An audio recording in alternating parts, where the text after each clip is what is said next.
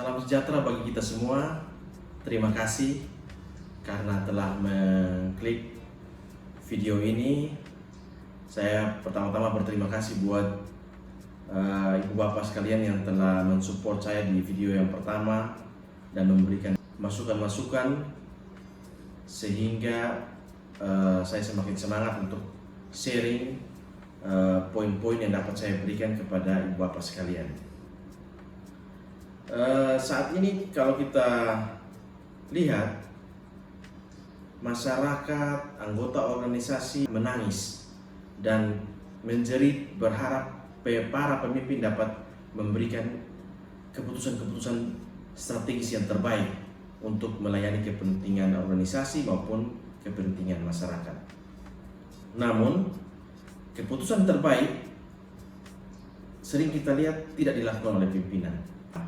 Karena masalah yang saya temui, salah satu faktor penyebabnya adalah informasi yang sampai kepada pimpinan itu tidak tepat atau informasinya tidak valid, sehingga pada saat pimpinan mengelola informasi tersebut dan ingin membuat keputusan itu keluar tidak dengan baik dilakukan.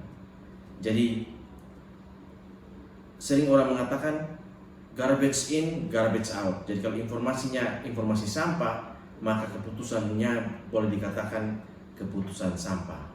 Oleh karena itu malam ini saya ingin membahas ada 3 cara bagaimana kita dapat mengelola informasi dengan baik agar pimpinan organisasi dapat memutuskan sesuatu keputusan yang terbaik. Saya belajar dari salah satu divisi dari universitas terbaik di dunia, Oxford University di Inggris. Di Oxford University mereka memiliki satu divisi yang namanya Oxford Analytica. Nah, di Oxford Analytica ini setiap hari itu ada 20 orang expert yang bekerja di Universitas Oxford. Mereka berkumpul di dalam satu ruangan dan mendapatkan informasi dari seluruh dunia 24 jam terakhir.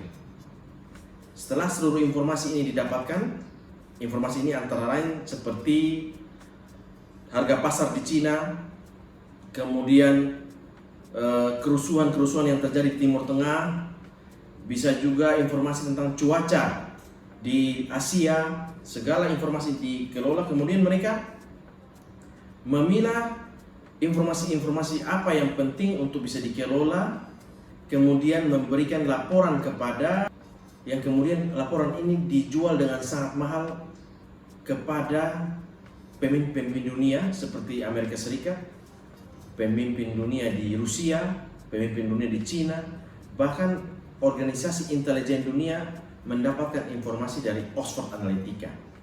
Cara kerjanya sederhana. Setelah mendapatkan informasi, mereka mengelola informasi tersebut, kemudian merilis laporan. Jika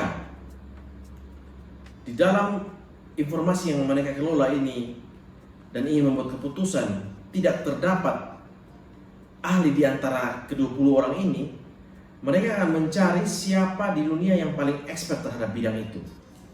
Setelah menemukan orang itu, mereka akan pada jam 8 pagi mereka akan meng-email orang tersebut dan minta pendapatnya terhadap persoalan tersebut, dan orang itu akan membalas email itu sebelum jam 11 pagi, karena jam 11 pagi laporan ini harus segera untuk difinalkan, untuk dirilis dan diambil oleh para pemimpin dunia dan organisasi intelijen.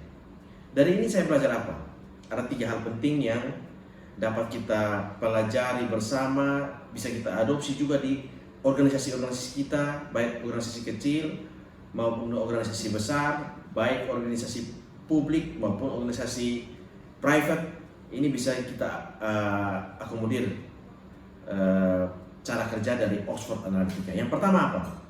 Pertama, untuk mengelola informasi terbaik yang dibutuhkan adalah tim ahli di bidangnya yang memiliki integritas tinggi. Selain expert di bidangnya, ahli-ahli ini berintegritas dalam mempertanggungjawabkan apa yang akan diucapkan oleh mereka. Yang kedua, tim melakukan penerimaan dan pengelolaan informasi itu secara teratur.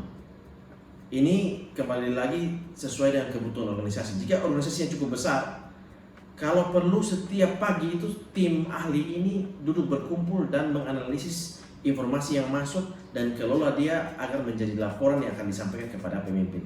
Tergantung besar kecilnya organisasi yang kita miliki.